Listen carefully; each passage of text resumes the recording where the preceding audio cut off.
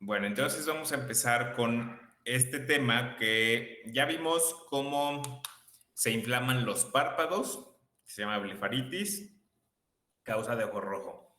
Ya vimos cómo se inflama la conjuntiva, que bueno, que dan las conjuntivitis, que es otra causa de ojo rojo. Ya vimos cuando se inflama o se infecta la córnea, que da las queratitis o el terigión o el queratocono y que eso puede dar también graduación o u ojo rojo. Y ahorita vamos a platicar de cuando se inflaman las capas profundas del ojo, las capas internas del ojo. Específicamente lo que se inflama es la capa vascular del ojo, que es lo que nosotros conocemos como uvea. Entonces, fíjense, vamos a ver. Entonces, normalmente el ojo, si ustedes recuerdan cuando revisamos la anatomía, el ojo está conformado principalmente por tres capas. El ojo, el globo ocular tiene tres capas, una capa fibrosa, que es la capa externa, y que esa capa externa está conformada por la esclerótica, que rodea a todo el ojo, esclera o esclerótica, y en la parte de adelante se transparenta, que es la córnea. Esa es la capa fibrosa. Luego, la capa que sigue justo debajo de la esclera es una capa que se llama uvea. Y la uvea es una capa que se conoce como capa vascular. Eso significa que tiene vasos. Y dentro de esos vasos, pues va circulando sangre, van circulando células de defensas, neutrófilos, linfocitos. Y además esa capa de la uvea, además de tener vasos, de tener células sanguíneas, de tener células de defensa, además tiene pigmento. Entonces la uvea tiene vasos, células sanguíneas, células de defensa y tiene pigmento. Entonces, esta capa es la uvea. Y la última es la capa que es la capa más interna, que es la retina, que es una capa formada principalmente por nervios y se dice que es una capa nerviosa. Bueno, entonces, de lo que vamos a hablar del día de hoy es cuando se inflama la capa de en medio, que se llama uvea. Nosotros a eso le decimos que es la uveitis, que se inflama la uvea y se llama uveitis. Generalmente, como la uvea está en contacto con las capas fibrosas, si la uvea se inflama, puede inflamar a la capa fibrosa y entonces inflamarnos a la esclera y darnos una escleritis. Y también cuando la uvea está inflamada, como debajo de la uvea está la capa nerviosa que es la retina, las uveitis también pueden darnos unas retinitis. Pero de entrada el proceso inflamatorio casi siempre inicia en la uvea, que es la capa por la cual van circulando la sangre y las células de defensa. Entonces, normalmente, la uvea es la capa intermedia que tiene estas componentes que habíamos dicho acá. Ahora, la uvea digamos que es una capa que va desde la parte de atrás del ojo y se extiende hasta la parte de adelante del ojo.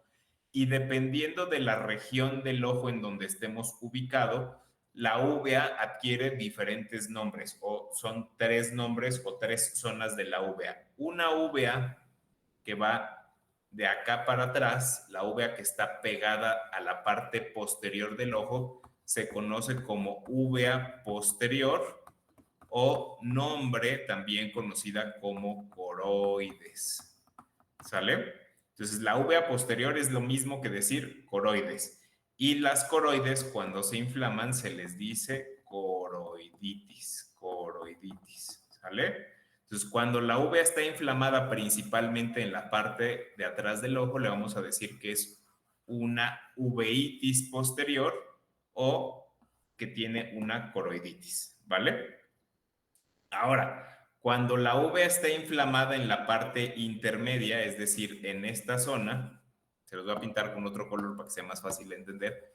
Cuando la uvea está inflamada en esta zona, se le conoce como uveitis intermedia, como uveitis intermedia.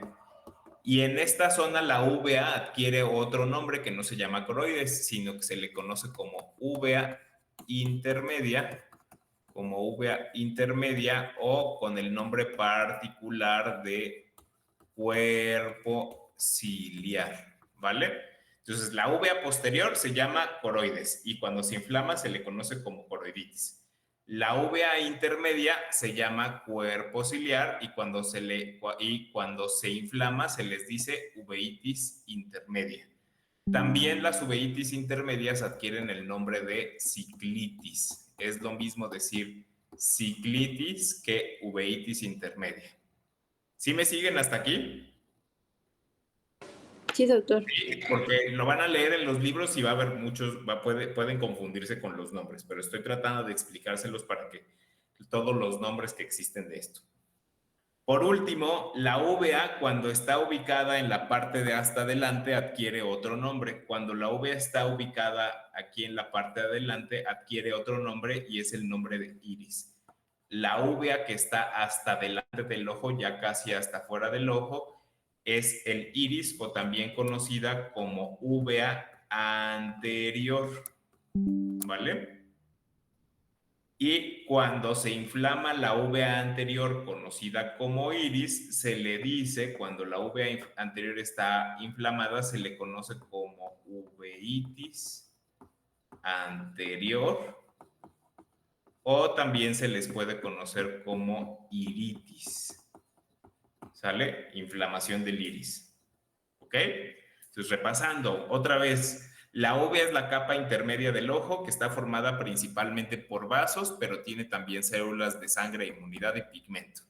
Y la uvea tiene 3 regiones.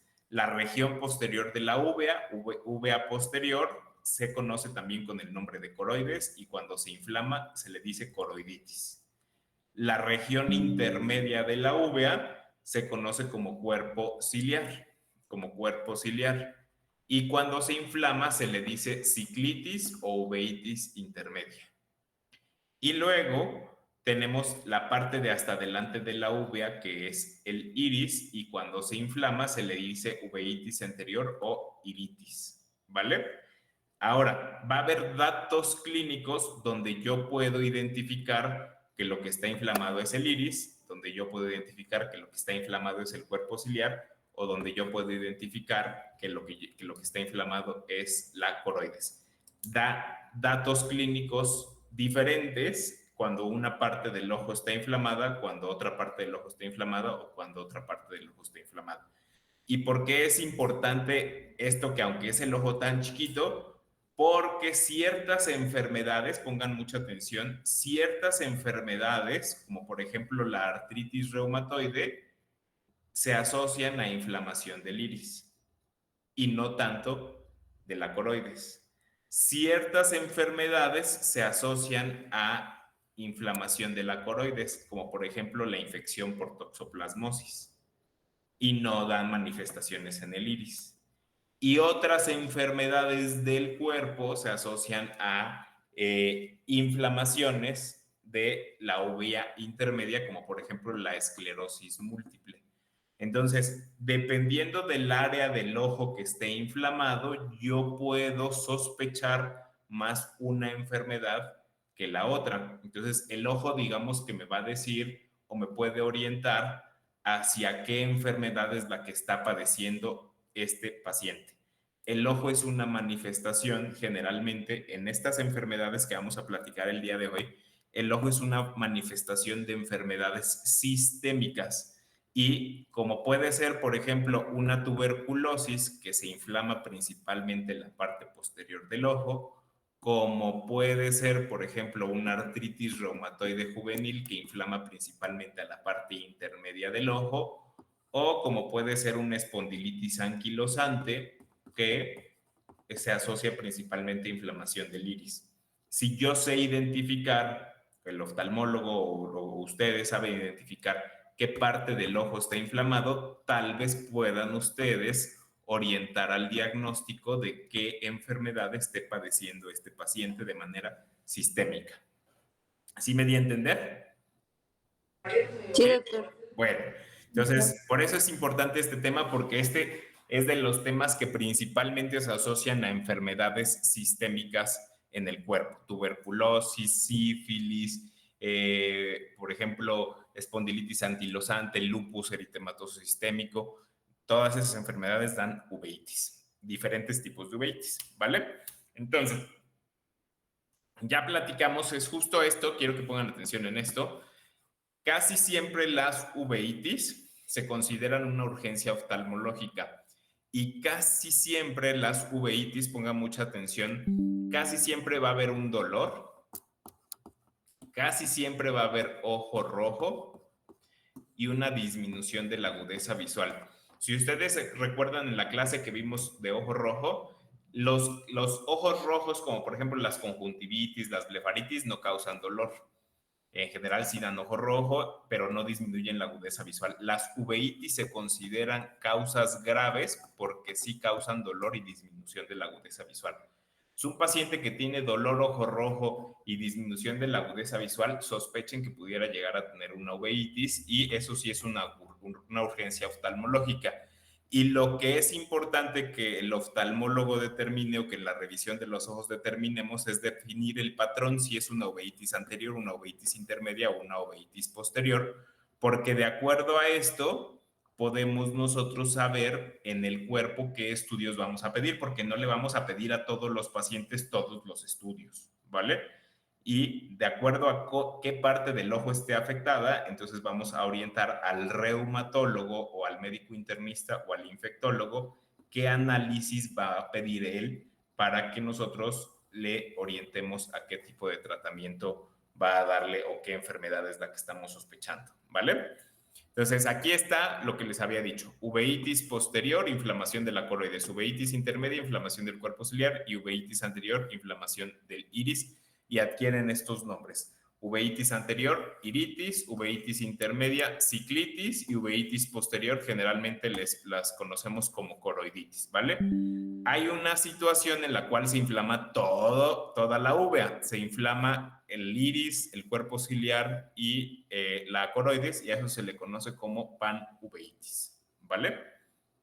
Más o menos así es como se diferencia o la nomenclatura de estas enfermedades que les estoy platicando, ¿vale? Ahora, fíjense, la mayoría de las veces, las uveitis, que son inflamaciones de la capa intermedia, la mayoría de las veces no vamos a encontrar una causa. Vamos a hacer estudios de artritis reumatoide, vamos a hacer estudios de tuberculosis, vamos a hacer estudios de todo y en la mayoría de las veces no se encuentra la causa y eso significa que pudiera ser una desregulación del sistema inmune. Entonces, no se encuentra la causa, ¿vale? Solo en alrededor del 40% de las veces se puede encontrar una causa sistémica, como por ejemplo pudiera ser reumática. Es por eso que si diagnosticamos una uveitis, siempre debemos de sospechar que el paciente puede llegar a tener una cuestión reumática, artritis reumatoide, lupus eritematoso sistémico, espondilitis anquilosante, esclerosis múltiple, puede ser. También, además de causas reumáticas, también hay causas infecciosas de las uveitis. Del 10 al 15% pueden llegar a ser infecciosas y son más comunes en países como el nuestro. De las causas infecciosas, lo más común es la toxoplasmosis. La toxoplasmosis es una causa de uveitis principalmente posterior y generalmente esta se adquiere principalmente por la transmisión de los perritos o los gatitos hacia nosotros. Y también las uveitis pueden ser consecuencia de algo que se llama síndrome de enmascaramiento, como algunos tipos de tumores o de neoplasias, principalmente malignas, cáncer de pulmón, cáncer de tiroides, cáncer de ovario, pueden dar manifestaciones de uveitis también. ¿Sale? Ahora, yo les decía que dependiendo de qué área de la uvea esté inflamada, va a haber uveitis anterior, uveitis intermedia y uveitis posterior. La uveitis anterior, cuando tenemos una iritis o uveitis anterior, es bien común que tengamos una causa sistémica frecuente, como por ejemplo sería la artritis reumatoide, ¿vale? Es bien común que tengamos. Si lo que está inflamado es principalmente la coroides, ahí lo más común es que sea una causa infecciosa y lo más común es que sea por toxoplasma.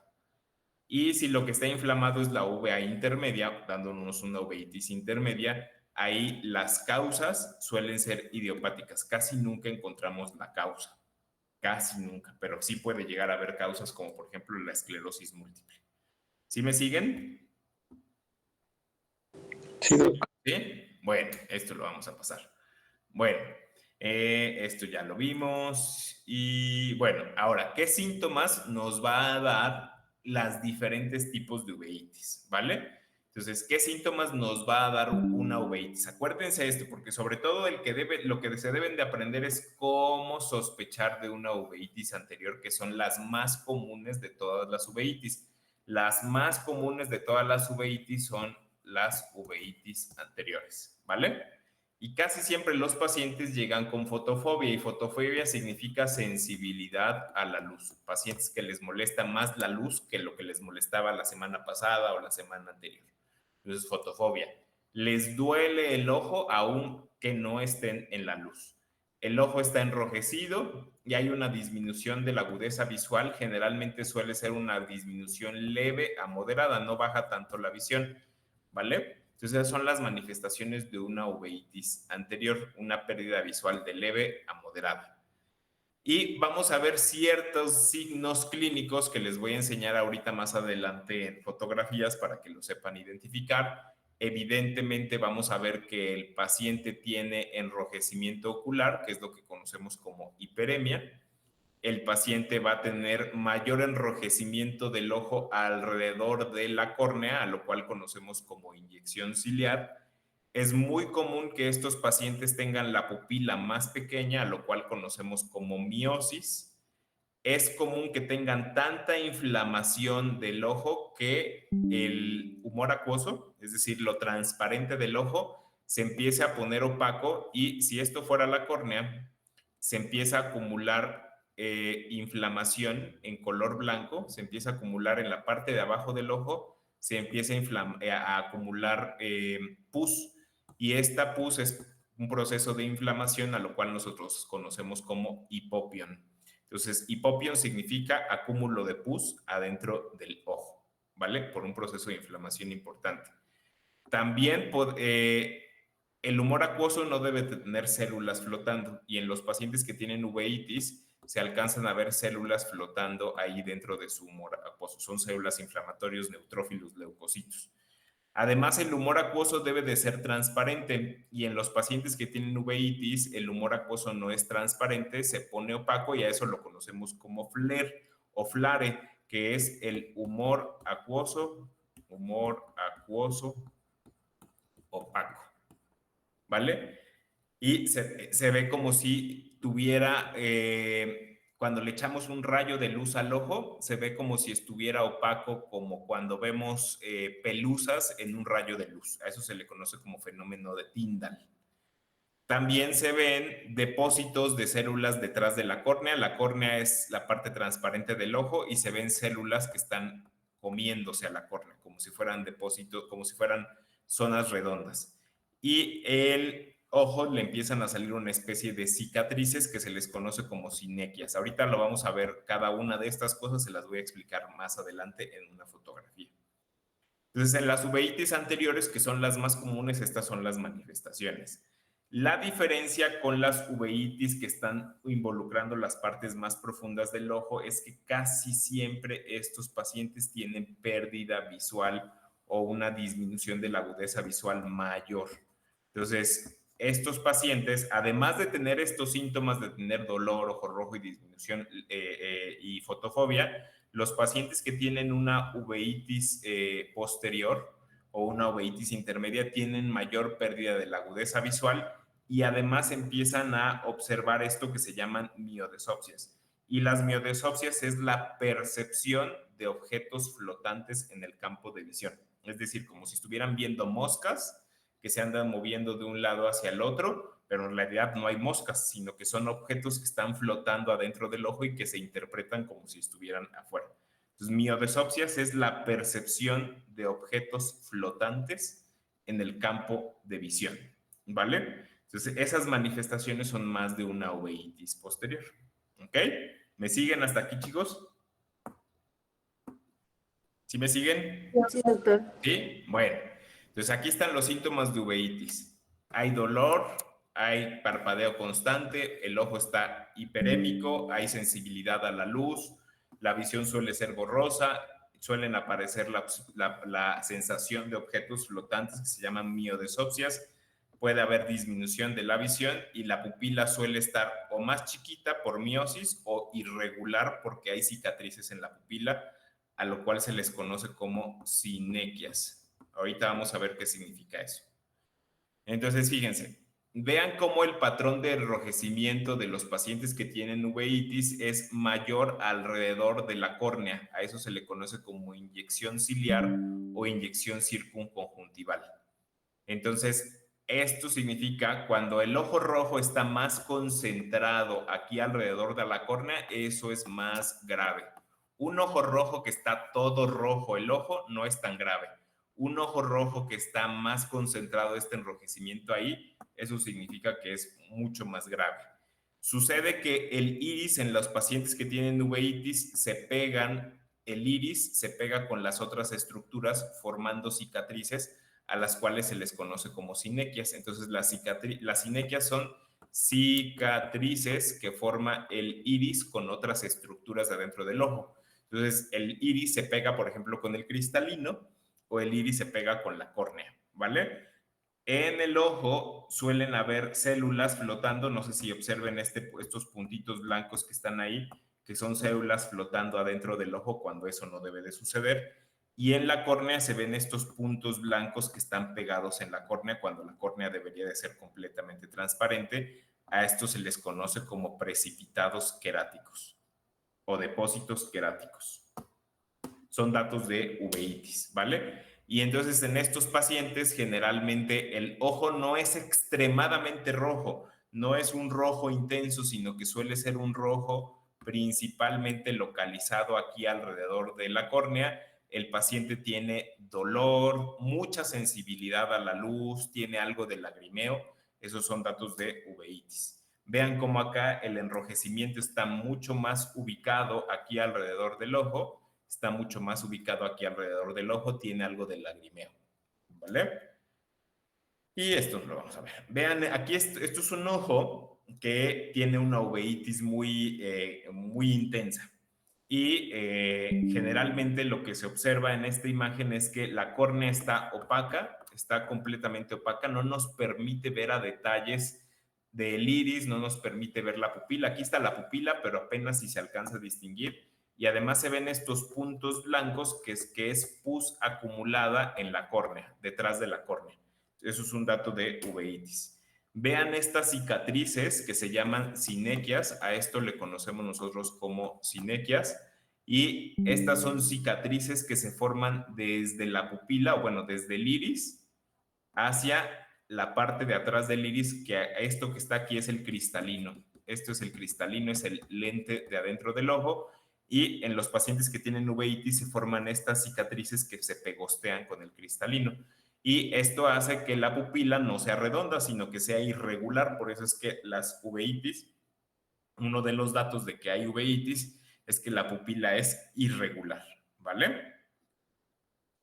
Esto es otro paciente que tiene otra uveitis muy avanzada. Vean cómo la córnea está discretamente opaca. La córnea tiene esta opacidad. Vean cómo el patrón de enrojecimiento son estos vasos tortuosos y además el enrojecimiento es mucho mayor aquí alrededor de la córnea. A eso le conocemos como inyección ciliar. Pero lo que les quiero enseñar justo acá es este acúmulo de células inflamatorias que se están depositando o se están sedimentando o asentando ahí debajo de la cámara anterior. Entonces, la cámara anterior tiene muchas células inflamatorias en las uveitis y a veces se van depositando de tanta inflamación que tiene el ojo, generando esta línea de acúmulo o este acúmulo ahí al cual nosotros conocemos como hipopión. Entonces, el hipopión es el acúmulo de pus, es decir, de células inflamatorias en la cámara anterior del ojo. ¿Ok? ¿Sí me siguen? Sí, doctor. Y estos ya son fotografías de fondo de ojo, son otras manifestaciones de las uveitis que nos pueden dar en el fondo del ojo. Lo que ustedes están viendo aquí Fíjense, estas son fotografías de fondo de ojo y todo esto es retina normal. Aquí está el nervio, aquí están los vasos y todo lo demás es retina, ¿vale? Todo esto es retina. Vean, la coloración normal de la retina es, por ejemplo, esta es la coloración normal de la retina, esto es coloración normal, esto es coloración normal, todo esto es coloración normal, ¿vale? La coloración normal de la retina debe de ser esta coloración naranja discretamente pálido, ¿vale? Bueno, en los pacientes que tienen uveitis, principalmente uveitis posteriores, es decir, que tienen coroiditis, se puede llegar a generar cicatrices, es decir, la uveitis inflama y genera este tipo de cicatrices. Estas cicatrices casi siempre se deben a el parásito que se llama toxoplasma. El parásito toxoplasma casi siempre lo transmiten principalmente los perros o los gatos. Nos lo comemos a través de la comida que está mal cocinada, se llega a los ganglios y de los ganglios el parásito llega y se deposita en la retina y empieza a destruir a la retina, generando este tipo de cicatrices. Entonces, estas son manifestaciones de uveitis ya más posteriores. Esta de este lado se llaman granulomas, que al final los granulomas invariablemente también son una especie de cicatrices, ¿vale? Y este granuloma, este tipo de lesión, casi siempre vean como estos, digamos, como que color de la retina normal, esto digamos como que sería normal, pero esta y esta son dos lesiones de la retina que no son normales, esos son los granulomas. Y casi siempre estos granulomas que vienen como en pares, esto que ven aquí, estos granulomas que vienen en pares y que se ve que tienen una línea en medio, como si fuera una pesa, a eso se le conoce como granulomas del polo posterior. Y casi siempre son consecuencia de una infección por toxocara, por toxocariasis. Toxocariasis es dado por unos parásitos que se llaman Toxocara cani y Toxocara cati, y estos parásitos igual penetran en nuestros intestinos, de ahí al sistema de defensa, a los ganglios, y de ahí migran hacia el ojo y dan este tipo de alteraciones. Obviamente el paciente tiene muy mal pronóstico porque estas cicatrices ya no son operables ni recuperables. El punto es atender al paciente antes de que llegue a esto, ¿vale?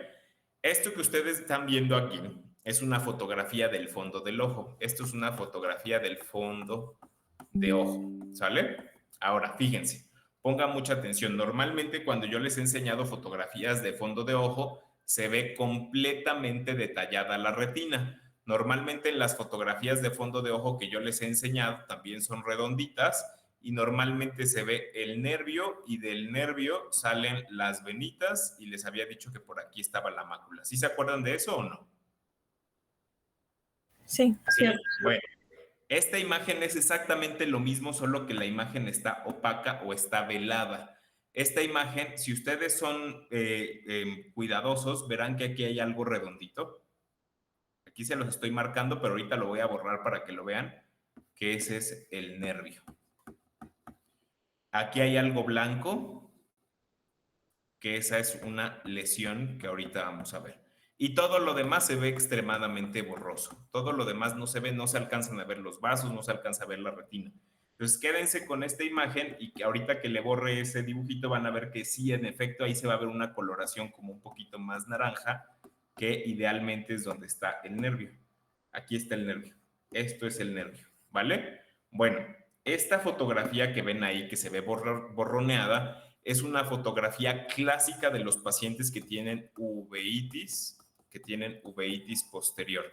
Cuando está bien inflamada la uvea en el sector posterior, nos da un tipo de signo que nosotros conocemos como el signo del faro en la niebla, ¿vale? Entonces, esta fotografía que están ustedes viendo ahí, no se les olvide porque lo que tiene es justo el signo que nosotros conocemos como signo de faro en la niebla, que es característico de las uveitis posteriores. Y las uveitis posteriores, la principal causa de uveitis posterior es la toxoplasmosis, ¿sale? La toxoplasmosis es la principal causa de uveitis posteriores. Siempre que ustedes vean a un paciente o les enseñen una foto como esta, sospechen que el paciente tiene una uveitis posterior y que además tiene secundaria toxoplasmosis. Ahora, ¿por qué se le conoce como el signo de faro en la niebla? Porque se ve una fuente de luz, como si fuera como si fuera algo que me refleja la luz más bien de lo que yo le estoy revisando, la luz con la que yo estoy revisando al paciente, se refleja en algo blanco, que es la lesión por toxoplasmosis, y todo lo opaco es el vitrio que está inflamado, todo lo opaco es el vitrio que está inflamado ahí adentro del ojo, y es como si fuera la niebla. Entonces, la lesión por toxoplasma, que es esta parte blanca, sería como el foco de un faro, y lo demás, lo opaco del ojo, sería la niebla, que sería como por eso es que se le dice como signo de faro en la niebla, porque se ve un área brillosa, que es la lesión donde está el parásito, pero se ve opacada por lo inflamado que está el vitrio y como si fuera una niebla, ¿vale? Por eso es que se le conoce como signo de faro en la niebla. ¿Sí me entendieron? ¿Sí? Sí, Sí, doctor. Bueno, bueno. Estos son otro tipo de lesiones. A estas lesiones se les conoce como copos de nieve. Los copos de nieve son acúmulos de células inflamatorias dentro del ojo. Observen esta fotografía del fondo del ojo se parece más a lo que les he enseñado en las clases de anatomía. Se ve aquí el nervio, se ven los vasos sanguíneos y aquí una coloración un poco más marrón, un poco más opaca, que es justo el centro de la retina, que es la mácula. Pero además se ven estas lesiones blancas que están flotando enfrente de la retina, y estas lesiones blancas se les llama copos de nieve y son datos de que está inflamada la uvea intermedia. Básicamente son células inflamatorias, y el paciente casi siempre se queja de algo que conocemos nosotros como miodesopsias. El paciente llega al consultorio diciendo que ve objetos flotantes, es decir, puntos que andan flotando de un lado hacia el otro, ¿vale? Pueden llegar a ser células inflamatorias y el paciente pudiera, entre muchas otras enfermedades que dan miodesopsias, pudiera ser una uveitis intermedia o una uveitis posterior. Cuando los copos de nieve se condensan, porque se acumula mucha inflamación dentro del ojo, se condensan, se juntan y forman algo que se llama bancos de nieve, es decir, son acúmulos de copos de nieve en un sector de la retina, ¿vale? También son datos de uveitis, ¿vale? Y esto que están viendo aquí son pacientes que tienen en el fondo de su ojo lesiones muy importantes. Estas lesiones se les conoce como coroiditis o puntos de coroiditis. Estos puntos de coroiditis pueden llegar a ser zonas que están infectadas de la uvea posterior. Por ejemplo, es común esto en pacientes que tienen tuberculosis, o en pacientes que tienen sífilis, pueden llegar a dar este patrón de uveitis. También pueden llegar a dar este patrón de fibrosis. Estas lesiones blancas que se ven aquí en la retina no son normales. Esos son datos de que la uvea posterior está enferma, es decir, que la coroides está enferma. Y este que ven acá, si se dan cuenta, hay zonas de manchas rojas que son sangrados y zonas de manchas blancas que son infartos de la retina. Estas lesiones que se ven como estas manchas blancas y rojas, estas lesiones generalmente son secundarias a pacientes que tienen infecciones virales en la retina, principalmente citomegalovirus o el virus del herpes simple en pacientes inmunocomprometidos, como por ejemplo pacientes que tienen VIH o que están en inmunosupresión por algún tipo de tratamiento. Puede llegar el virus a aprovecharse e infectar a la retina y dar ese tipo de manifestaciones, ¿vale? ¿Sí me siguen? Sí, doctor. Una pregunta. ¿Todas Ajá. las fotos que ha enseñado las han tomado con un ¿cómo se llamaba? Fondoscopio. Se O toman no con sabe. cámaras de fondo que se llaman, son cámaras especiales para el fondo del ojo. No son como el oftalmoscopio que ustedes utilizan, son cámaras un poco más grandes, ¿vale? Pero entonces nosotros, si quisiéramos observar esas lesiones, no podríamos con el... Sí las pueden observar, pero haz de cuenta que normalmente, fíjense, en las cámaras de fondo de ojos se observan, se toman áreas muy grandes de la retina. En el oftalmoscopio, como el que ustedes pueden tener en el consultorio, se van a ver áreas un poquito más pequeñas. Entonces van a ver, por ejemplo, esta área la van a ustedes a observar y después se tendrían que ir moviendo, tienen que ir moviendo la fuente de luz para observar otra área de la retina, pero no se observa la imagen así tan grande. Igual acá, por ejemplo, esta sería la fotografía completa de la cámara de fondo de ojo, pero si ustedes lo revisaran con el oftalmoscopio que ustedes tienen, pues tal vez verían más o menos algo como esto. Y ya para observar más áreas de la retina tendrían que mover el farolito de su oftalmoscopio un poquito más hacia el lado. ¿Sí me siguen? ¿Sí entendimos? Ah, ok, gracias. No, de nada. Bueno, entonces solo les voy a hablar un poquitito de uveitis anterior y de uveitis posterior, porque esta uveitis anterior es la más común de todas. Generalmente la mayoría de las veces no hay una causa, se investiga, se hacen estudios y en los pacientes no se encuentra como tal una causa y eso se le conoce como idiopáticas. Se cree que en esas ocasiones pueden estar asociados a organismos como por ejemplo respiratorios que nos dan una infección respiratoria transitoria o organismos intestinales que nos dan una gastritis, una gastroenteritis transitoria y que secundario a eso da la uveitis. Pero en otras ocasiones sí se asocian a enfermedades más complejas, como son las enfermedades que atacan a las articulaciones de las vértebras, como las espondiloartropatías. Una de esas enfermedades se les conoce como espondilitis anquilosante. Entonces, una de las enfermedades que causa uveitis anteriores es la espondilitis anquilosante. Otra de las enfermedades que da este tipo de problemas es la artritis reumatoide y otra es la enfermedad de Behçet.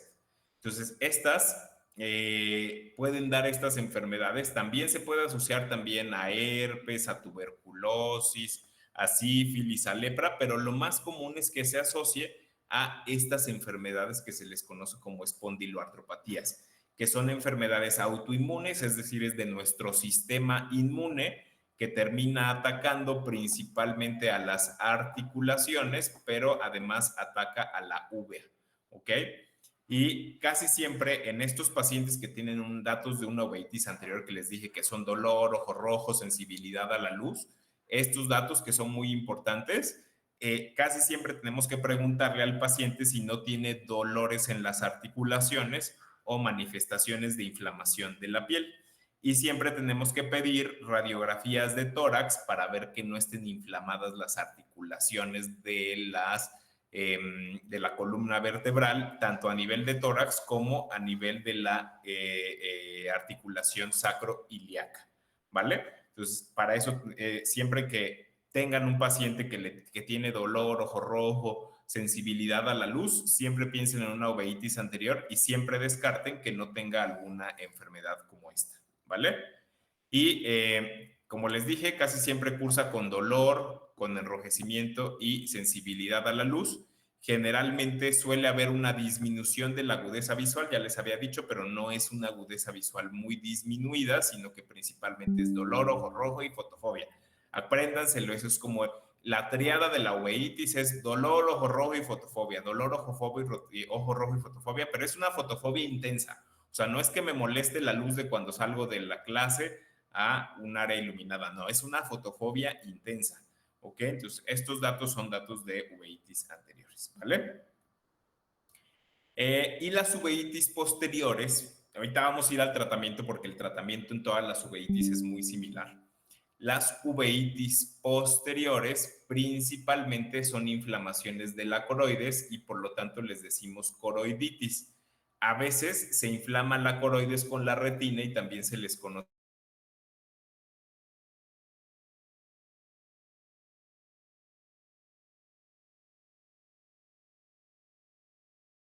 flotantes como si fueran moscas volantes, a lo cual se le conoce como miodesopsis.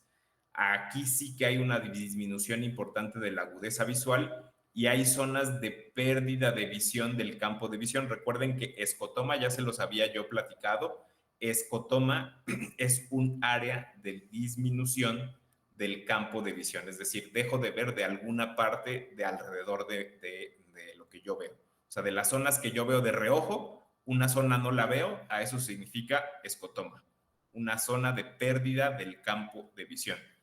Y amaurosis es pérdida total de la visión, se pierde por completo la visión, ¿vale? Suele también complicarse con hinchazón de la retina, con hemorragias, con desprendimientos de retina, ¿vale? Estas son manifestaciones de las uveitis posteriores.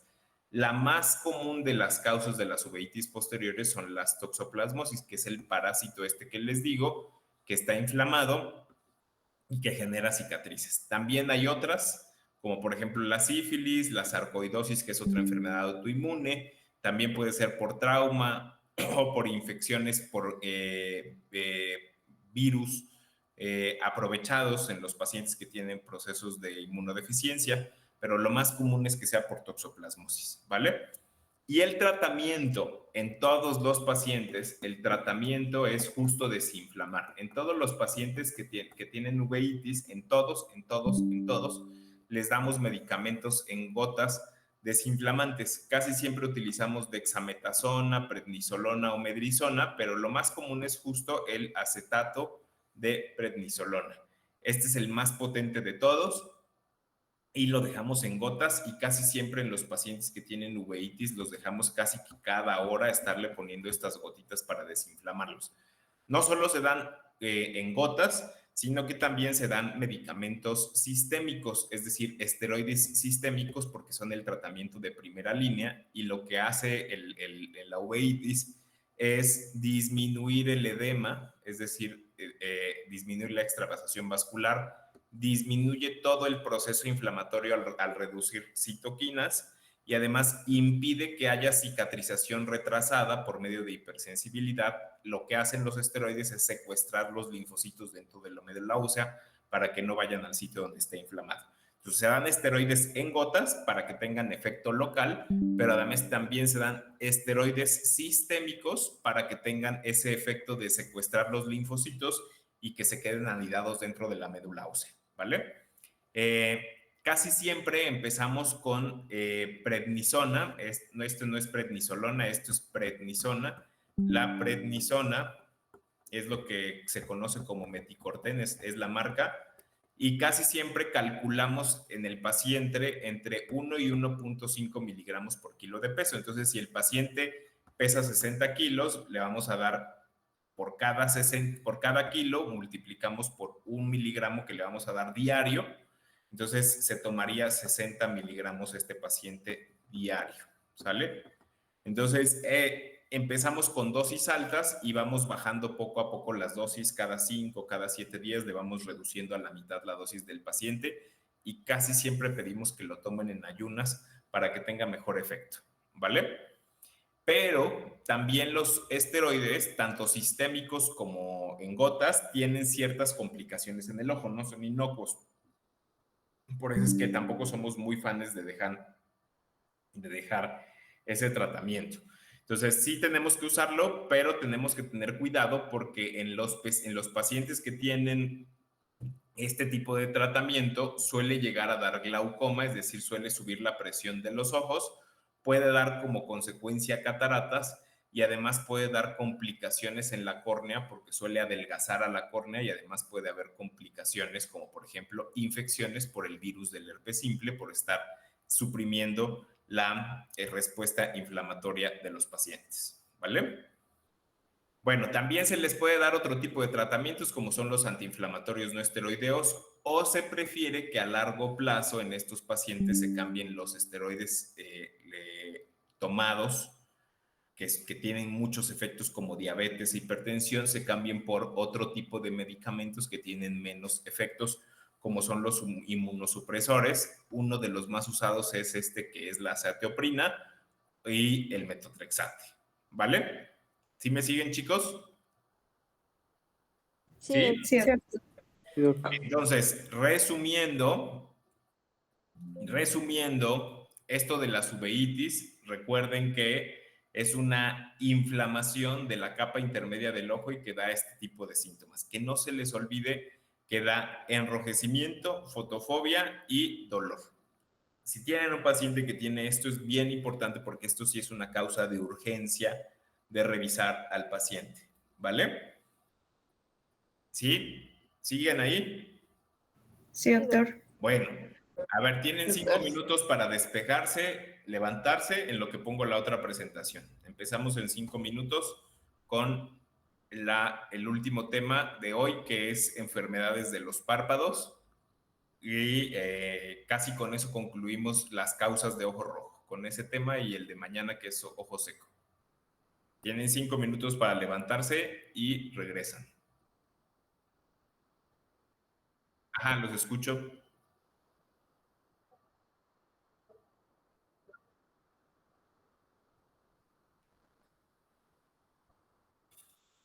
Pues pueden ser normales, pero siempre hay que descartar que no sean algo malo. Entonces es importante, o sea, con el tiempo, con la edad, nos van saliendo a todos opacidades en el vitrio y eso sería una causa normal de miodesopsias. O sea, puede llegar a verlas. Doctor, otra pregunta. Cuando Ajá. son varias se llama miodesopsis y cuando es una sola tiene algún nombre porque, Cuando son, a ver otra vez. las manchas que ve el paciente, miodesopsias ve varias y la otra vez vi una paciente que solo veía una mancha. También se le conoce como miodesopsia. Ah, ok. O sea, al final el síntoma es miodesopsia, ¿sale? Y la causa es que el vitrio está opaco por algo. Puede ser por una opacidad, como tenía la paciente, o por múltiples opacidades, ¿vale? ¿Y lo más común es uveitis o a qué está asociada también?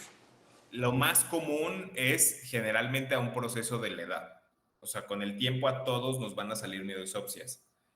Pero el hecho de que sea lo más común y que sea benigno no significa que a todos los pacientes que tengan miodesopsias les podamos decir que eso es lo que les pasó. Hay que descartar las causas graves de miodesopsias, como por ejemplo serían hemorragias en la retina, como por ejemplo sería una uveitis. O sea, las miodesopsias son por múltiples causas. Pueden ser por causas muy simples, que es lo más común, como las opacidades del vitrio, que el vitrio se está opacando por la edad, que es común, simple y llano, y no pasa nada. Pero también puede ser por sangrado en la retina, por inflamación en el vitrio. Entonces sí siempre tenemos que descartar las cosas graves, ¿vale? Gracias, doctor. De nada, ¿qué más? ¿Qué otra duda? ¿Nadie? ¿Nadie tiene más dudas? Bueno, lo de ¿Y un niño puede tener miodesopsia? Un niño puede tener miodesopsia, sí, también. Así es, también puede tener miodesopsias.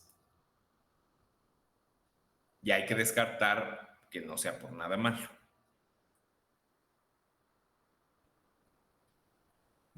Doctor, usted había dicho que el tratamiento con prednisona se empieza con dosis altas y luego se va cambiando cada 7 días, pero entonces más o menos ¿cuánto dura ese tratamiento? Generalmente se los damos como un mes, entonces imagínense que, no sé, una paciente fácil, para que sea más fácil, una paciente que tiene peso de 50 kilos, ¿no? Entonces, si les calculamos por cada kilo, le vamos a dar 1 miligramo diario. Entonces, esa paciente que pesa 50 kilos, le voy a dar 50 miligramos diario a esa paciente, ¿no? Entonces, durante una semana le voy a dar una tableta de 50 miligramos a esa paciente.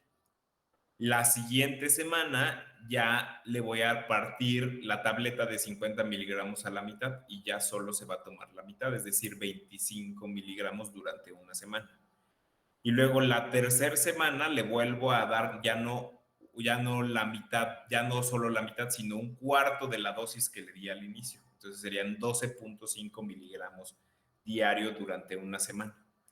Y luego la última semana le doy la mitad de ese 12.5, que serían 6.5 miligramos. Entonces le vas partiendo las tabletas, porque las tabletas de meticorten casi siempre vienen en dosis de 50 de 20 y de 5 miligramos. Entonces tienes que irle buscando a ver cuál le queda. ¿Vale? ¿Sí me siguen? Sí, doctor, gracias. De nada. ¿Qué otra duda?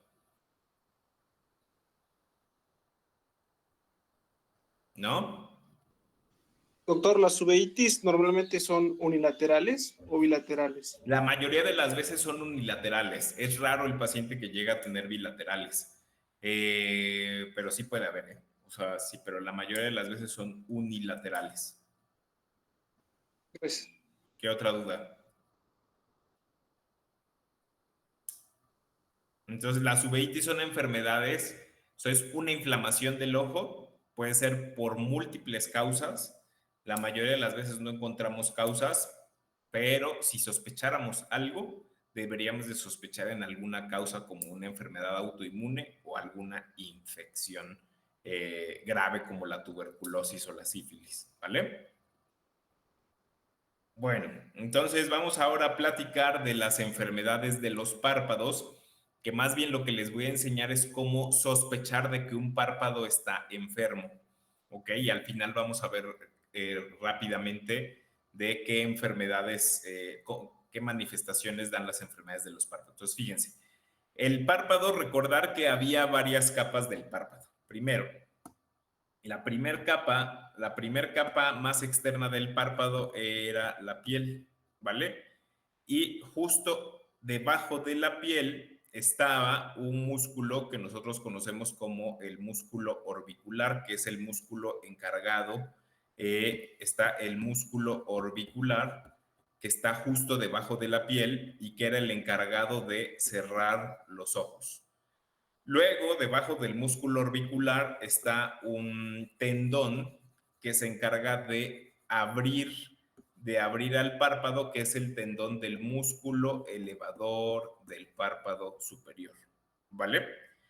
Y luego, abajo de esa capa, encontrábamos a el esqueleto del párpado, que se conoce como tarso. El tarso es el esqueleto que le da, digamos, consistencia, dureza y resistencia al párpado. En medio del párpado habíamos dicho, yo sé si ya se deben de acordar, que hay unas glándulas que se llaman glándulas de Meibomio, y estas glándulas de Meibomio son las encargadas de producir la grasa para la lágrima. Y luego una última capa, la capa más profunda, es la conjuntiva, que la conjuntiva es una mucosa que está en contacto directamente con el globo ocular.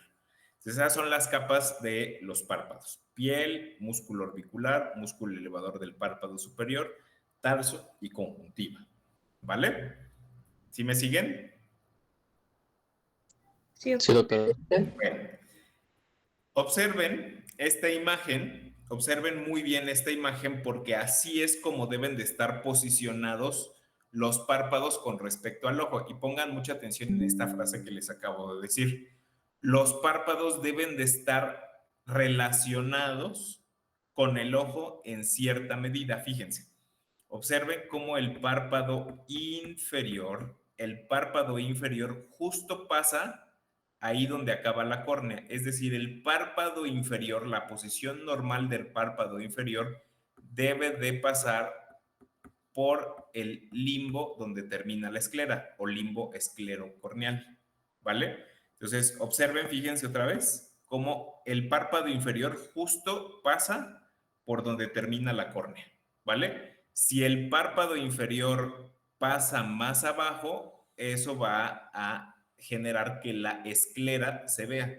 Es decir, que la parte de la esclera, la parte blanca, se vea aquí abajo, cuando eso no es normal. La única zona donde la esclera debe de ser visible es aquí en el sector nasal del ojo y aquí en el sector temporal del ojo.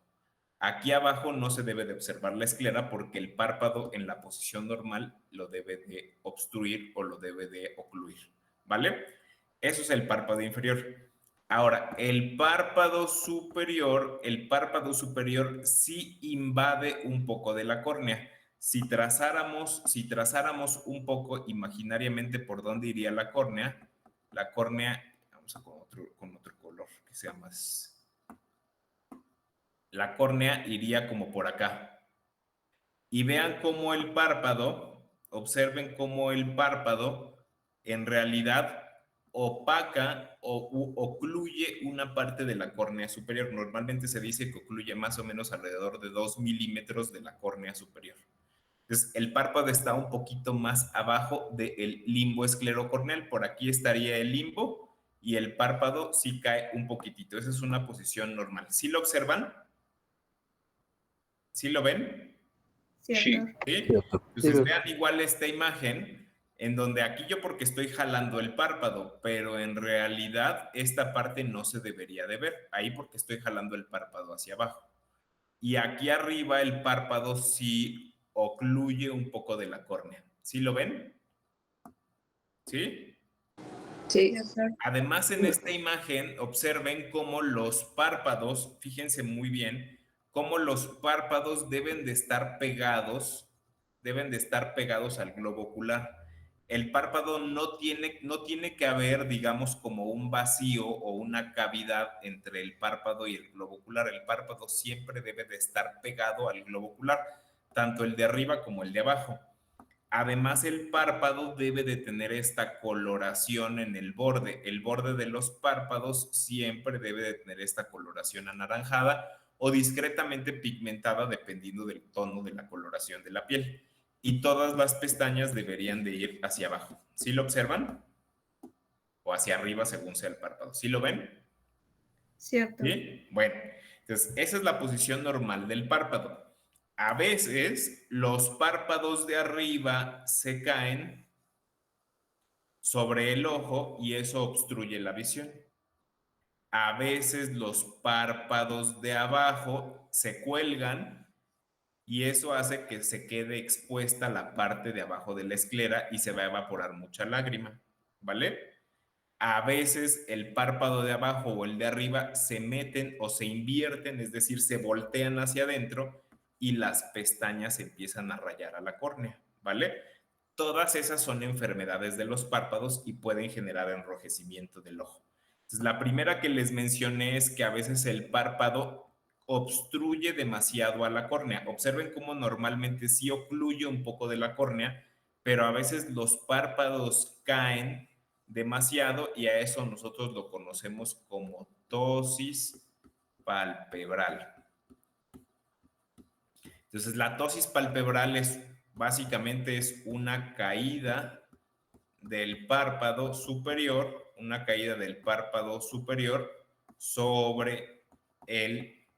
sobre la córnea. Y puede ser que obstruya un poquito, puede ser que obstruya la mitad o puede ser que el párpado esté completamente caído. ¿Vale? ¿Sí me siguen? ¿Sí? Doctor. Bueno, entonces a eso se le conoce como tosis. Nosotros podemos medir, de hecho hay una medida que podemos hacer de esto que se llama, déjeme ver, no sé qué hizo. Entonces nosotros podemos hacer una medida de cuánta distancia hay desde el párpado superior hasta el párpado inferior. Entonces yo mido con una regla, con una reglita, mido la distancia que hay desde el párpado superior hasta el párpado inferior. A esta área que está aquí se le conoce como hendidura palpebral, ¿vale? Entonces, la hendidura palpebral es la cavidad o el área que hay entre los dos párpados. Normalmente esa hendidura palpebral, la distancia que hay desde el párpado inferior hasta el párpado superior, normalmente debe de ser de 8 a 10 milímetros a 9 milímetros. Si la hendidura palpebral está de 7, de 6, de 5, de 4, significa que el párpado está más caído, y entonces esta hendidura palpebral está más pequeña. ¿Sí me siguen? ¿Sí? ¿Sí? Bueno, entonces vamos a ver las causas de tosis. Esta parte de la blefaritis ya la vimos la otra vez. Y entonces la tosis palpebral es una posición anormalmente baja del párpado superior. Y aquí puede ser porque el niño nació así, hay tosis congénita, o puede ser porque se adquirió, es decir, durante la vida hubo algún proceso en la cual ese paciente se le cayó el párpado, ¿vale? Y hay diferentes tipos de causas, ¿sale? Puede ser que lo que esté fallando en el párpado sea porque el músculo no esté funcionando, ¿sale? Entonces, el músculo no está, es decir, el músculo no se formó, es una anomalía congénita. A esas se les conoce como ptosis miogénicas, en donde lo que no funcionó o no se formó fue el músculo elevador del párpado superior, y el párpado va, como nunca se formó, el párpado va a estar completamente caído. Otra causa puede ser que sí haya músculo, pero el músculo no esté funcionando porque no hay quien lo esté poniendo a funcionar, o quien lo pone a funcionar, que es el nervio, está dañado. Entonces, otra causa son las ptosis neurogénicas, en las cuales el nervio, que es el tercer nervio craneal, el que mantiene abierto a los párpados, está deficiente, es decir, está parético, tiene una paresia o está paralizado y no recibe inervación y el párpado está caído, ¿vale? Otra causa puede ser que el párpado esté extremadamente pesado, y a eso se les conoce como ptosis mecánicas. Las ptosis mecánicas es un aumento del peso de los párpados que hace que el párpado esté caído. Por ejemplo, cuando tienes un tumor en el párpado superior, o cuando tienes edematizado el párpado superior por algún trauma, o cuando tienes alguna lesión, como por ejemplo pudiera ser una picadura de una abeja. Entonces, todo eso aumenta el peso o el volumen del párpado y hace que el párpado esté caído, ¿vale? O puede ser por un golpe, ¿no? Puede ser por ahí. Ahora, estas son, digamos, las menos comunes de las ptosis. Todas existen, pero la más común de todas es justo esta que se llama ptosis aponeurótica, o que también conocemos como ptosis involutiva, o también conocida como ptosis senil. Entonces, ptosis aponeurótica o ptosis involutiva, o ptosis senil es una ptosis que está asociada principalmente a la edad. Es decir, los párpados en esta ptosis que se llama ptosis aponeurótica, los párpados con la edad se van cayendo. Entonces, son principalmente de pacientes de mayor edad.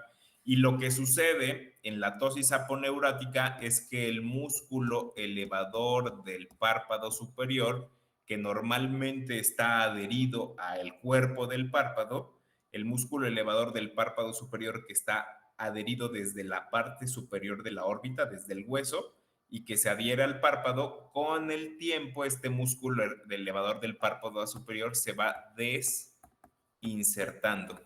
Entonces, el párpado, si este fuera el párpado y aquí estuviera su musculito, en las ptosis involutivas el músculo se va cada vez deslizando, se va deslizando cada vez más hacia arriba, y pues ya no tiene poder sobre el músculo. El músculo sí está, pero ya se deslizó hacia la parte de atrás del ojo y ya no puede levantar el paciente su párpado, ¿vale?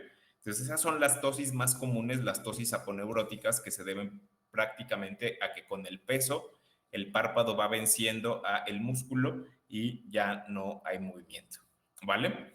Bueno, ¿cómo podemos saber que un paciente tiene ptosis, o cómo me puedo dar que un paciente tiene ptosis? Pues bueno, hacemos una serie de medidas en los pacientes para que podamos identificar que el paciente tiene una ptosis palpebral. Y básicamente nosotros hacemos estas tres, o les recomiendo que hagan estas tres maniobras clínicas para identificar que el paciente tiene una ptosis. La primera es algo que se llama tamaño de la hendidura palpebral, que ya les expliqué hace un rato más o menos cómo medirla. La segunda es otra que se llama reflejo pupila margen, que ahorita les voy a explicar. Y la última es ver si la función, el músculo elevador, tiene función o no tiene. Entonces, la primera, que es el tamaño de la hendidura palpebral, fíjense, en la primera de ver, lo que vamos a hacer es saber qué tanto mide la hendidura palpebral. Entonces, la hendidura o la apertura palpebral es la separación que hay entre el párpado de arriba y el párpado de abajo. Entonces, en esta imagen, ¿cuál es el párpado que tiene ptosis? El derecho o el izquierdo. Y el derecho. Exacto. Entonces, Derecho. normalmente la distancia que hay desde el párpado inferior hasta el párpado superior es de 9 a 10 milímetros y cuando se reduce, nosotros podemos sospechar que ese paciente tiene tosis, ¿vale? Y entonces aquí la vemos disminuida, ¿vale? Entonces es una tosis y generalmente cuando la reducción de este nivel de 8 a 9 milímetros que les dije que debe de medir la hendidura palpebral, si la reducción está en de 1 a 2 milímetros, es decir, que la hendidura palpebral mida 7 milímetros, se considera que la tosis es leve, es decir, una disminución en la hendidura